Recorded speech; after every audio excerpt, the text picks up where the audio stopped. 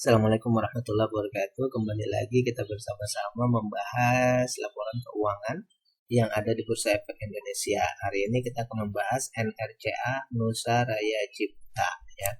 Analisa ini berdasarkan analisa fundamental, artinya hanya membahas berdasarkan sudut pandang data-data yang ada di laporan keuangan. Kemudian diolah untuk menjadi sebuah data dan data itu dianalisis lagi untuk sampai kepada sebuah kesimpulan. Kemudian saya juga ingin menyampaikan bahwa analisa ini adalah bahan pertimbangan, ya, bahan pemikiran tambahan, bukan perintah untuk melakukan aksi, tapi tiap investor itu punya pemikiran, cara, dan sistem yang berbeda. Oleh karena itu lakukan analisa sendiri, kemudian jadikan apa yang saya sampaikan ini hanya bahan pertimbangan saja, ya, karena Anda punya pemikiran masing-masing. Kemudian juga karena ini sekali lagi analisanya fundamental dan lebih ke value investing, otomatis yang dibahas hanya data-data yang tertera saja, ya. Saya berfokus kepada itu untuk masalah pengetahuan-pengetahuan yang ada di dalam bursa itu fokusnya mungkin ada channel-channel lain yang lebih khusus membahasnya. Saya lebih berfokus kepada pembahasan kita tentang fundamentalnya saja, ya. Baik, yang kita bahas adalah NRCA. Kita mau mengetahui dulu NRCA itu apa, ya. NRCA. Harga sekarang 342. Nusa Raya Cipta adalah PT Nusa Raya Cipta adalah anak usaha dari Surya Semesta Indonesia, ya, yang bergerak di bidang konstruksi untuk mendukung kegiatan bisnisnya. Perusahaan ini memiliki kantor cabang di Medan, Semarang, Surabaya, dan Pasar. Melalui anak usahanya, perusahaan ini juga mengelola sebuah hotel di Surabaya. Berarti ini ada diversifikasi, ya. Punya diversifikasi, ya. Bidangnya konstruksi, tapi mereka juga punya hotel.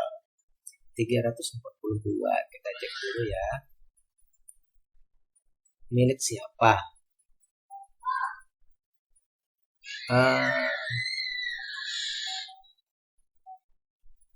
PT Nusa Raya Cipta umumnya dikenal dengan NRC, adalah salah satu kontraktor Indonesia terkemuka sejak 1975.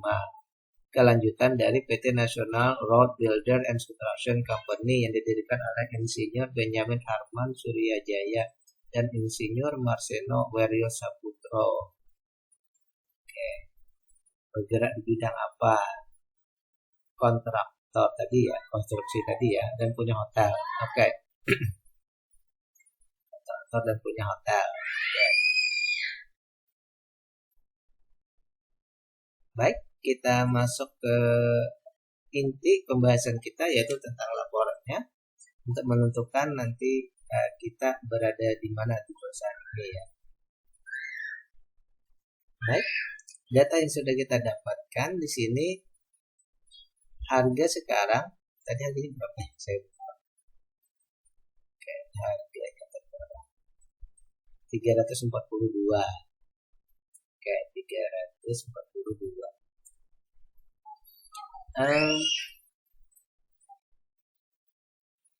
Nilai perusahaannya ini, ada nilai harta perusahaannya dibagi dengan jumlah sahamnya, maka satu lembarnya itu dihargai 480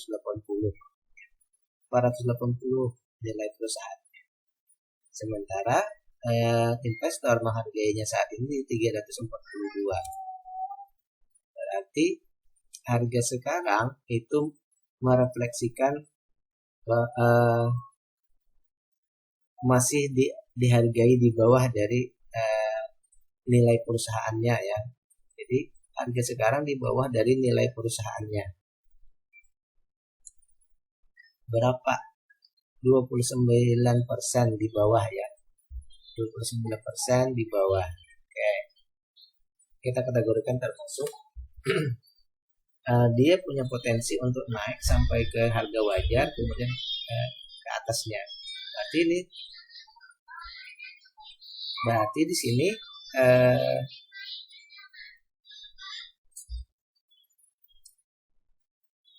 jadi kita ambil hipotesa sementara bahwa perusahaan ini berdasarkan nilai perusahaannya tadi itu bertumbuh kembang. Kenapa? Karena tadi dia punya ruang yang besar untuk perusahaannya bergerak, bertumbuh ya, dan bertumbuh itu sampai ke wajar, kemudian ke atasnya lagi dia bisa berkembang. Jadi sangat punya ruang untuk bisa bagger atau multi bagger ya. Tapi bagger atau multi baggernya cepat atau lambat kita belum tahu ya. Cuma ada potensi untuk itu ya. Lanjut. Selanjutnya kita akan melihat lagi dari sisi yang berbeda, dari segi valuasi. Apakah perusahaan ini saat ini misalnya kita mau membeli, apakah masih murah atau mahal? Kalau tadi kan perusahaannya bisa bagger atau multi bagger atau tidak. Nah sekarang kita ingin melihat apakah sekarang ini di harga murah atau mahal. Harga sekarang, harga sekarang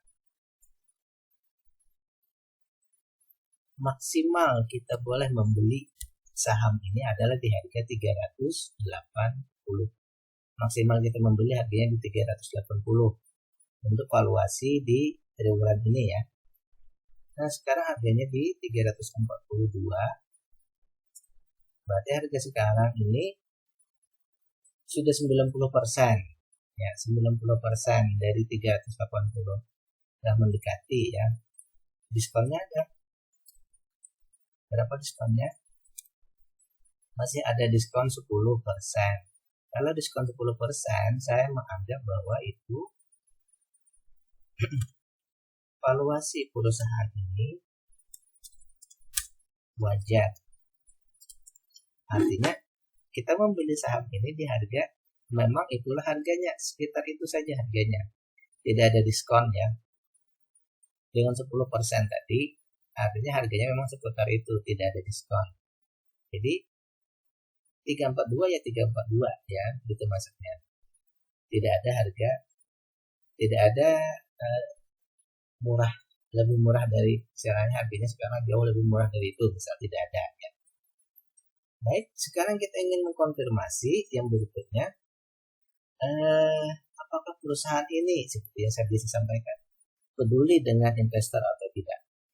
Dari perjalanan ternyata mereka membagikan itu sekitar 70%. Oke, kita 70% aja ya. 70% dari keuntungan tahunan. Keuntungan tahunannya itu Rp38. Berarti 70% kita kalikan dengan Rp38 itu, maka nanti yang dibagikan adalah Rp26,6. Artinya dibagikan ke pemodal itu 70%, 30%-nya dibagikan tetap ditahan untuk perusahaan ya. Nah sekarang kita tinggal mengecek berapa imbal hasil kita selama setahun menunggu ya. Ternyata hasilnya adalah 7,8%. Kalau dalam perhitungan saya ini termasuk yang besar ya, dividen besar karena sudah di atas inflasi dan di atas suku bunga bank ya. Artinya uang kita tetap bertumbuh ya. Baik, ada sudah 3 valuasi, bertumbuh kembang, valuasi wajar, dividen besar. Tinggal kita mengecek hutang ya, untuk mengetahui apakah perusahaan ini punya ketahanan yang cukup. Dari segi hutang berbunga itu hanya 11%. Berarti perusahaan ini cukup kuat, sangat kuat ya. Kemudian kita melihat lagi dari segi hutang-hutang, ada tanggungan-tanggungan ini hampir 100%. Berarti ya cukup agak awas ya. Jadi simpulan kita untuk hutang dari segi hutang berbunga itu tidak banyak, cuma dari segi hutang atau tanggungan-tanggungan itu sekitar 96% ya. Namun di sini saya juga melihat bahwa mereka membagikan dividen dengan besar Berarti mereka percaya bahwa tanggungan-tanggungan ini, hanya hutang-hutang tidak berbunganya ini memang tidak mempengaruhi, berarti ya, tidak mempengaruhi kondisi perusahaan. Dan karena itu saya menyimpulkan di sini ya, berarti hutang sebenarnya perlu awas juga sih. Tapi dalam artian kalau nanti itu dia tanggungannya di atas 100%, nah baru saya mengkategorikan awas yang kita harus menghindari perusahaan ini. Ini sudah berada di titik jurang benarnya ya. Agak mepet-mepet, sudah agak mepet-mepet ya. Baik, kita lanjutkan lagi dari segi kepemilikan retail, kepemilikan masyarakat itu hanya 17% ya. Kepemilikan masyarakat hanya 17%, berarti pengendali bukan retail. Artinya apa? Pengendali bukan masyarakat. Berarti pengendali masih berkuasa, masih bisa mengarahkan perusahaan sesuai keinginan mereka. Kemudian kita juga melihat lagi dari segi saham yang beredar. Ternyata yang beredar di reguler di KSEI di bursa efek itu 91%. Ini saya anggap sangat besar ya. Kenapa? Karena si pengendali bisa saja setiap saat menjual sahamnya. Karena semuanya berbentuk digital ya. Berarti di sini pengendali bisa trading. Meskipun saat ini jumlah saham yang berada di masyarakat hanya 17%, berarti kalau kita mau mengawasi atau menjadikan watchlist saham ini, kita harus melihat per kuartal. Apakah ada pergerakan perubahan dari kepemilikan ini ya. Karena di sini jumlah sahamnya itu semuanya digital ya. Baik, sampai pada kesimpulan ini, valuasinya menurut saya bagus, bertumbuh kembang, ada kemungkinan bagger atau multi bagger. Namun di harga saat ini kalau kita membeli itu tidak ada diskon. Tapi dari segi kepedulian dengan investor, ini perusahaan peduli dengan investor ya, dengan membagikan dividen yang besar ya. Kemudian dari segi utang ini cukup awas ya, cukup perlu diawasi karena ada terlalu dekat sudah dengan batasan kita bahwa utang baik debt atau liability itu di atas 100 kita sudah tidak bisa jadikan acuan lagi. Nah, karena itu saya menyimpulkan di sini ya, saya menyimpulkan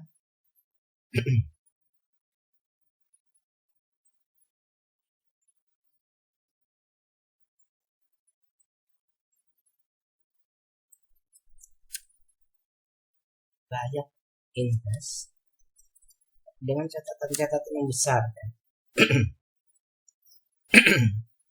Sekali lagi, layak invest tapi dengan catatan-catatan yang besar. Invest dengan catatan layak invest, tapi perlu diperhatikan bahwa utangnya ini yang perlu kita perhatikan sangat ya. Utangnya layak invest, perhatikan liability ya. Nah gitu, layak invest tapi perhatikan liability-nya. Kalau liabilities-nya nanti berubah menjadi 100, maka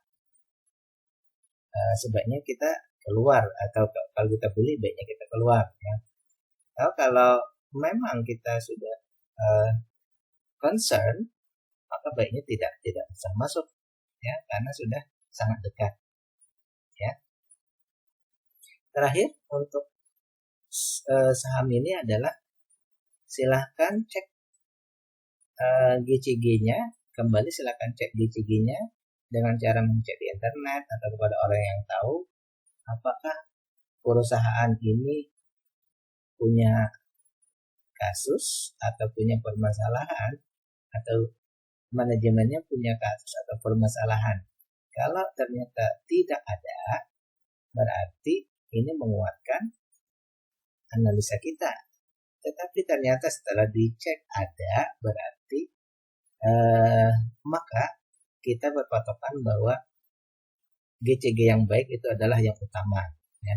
GCG yang baik adalah utama, maka sebaiknya kita tidak berusaha masuk di perusahaan yang sedang berkasus atau berkasus, ya. Karena sekali lagi, karena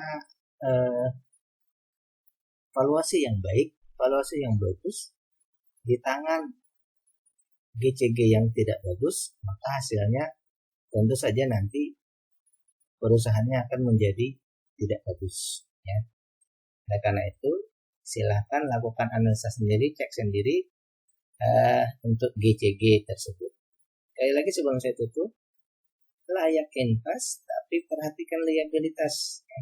Kalau saya sendiri cenderung untuk hal ini bahwa lebih cenderung untuk agak menghindari dulu, ya, kecuali ada perubahan liabilitas menjadi baik, ya. Gitu. Kemudian kita ada sedikit yang saya cek berdasarkan chart, ya. Berdasarkan chart yang saya cek di sini, harganya ini tuh memang sudah beberapa lama dia sideways, ya. Sideways. Dari harga tertingginya sekitar 1.400-an dia sideways, ya. Kemudian tadi di sini tapi sudah berada di harga wajarnya, ya.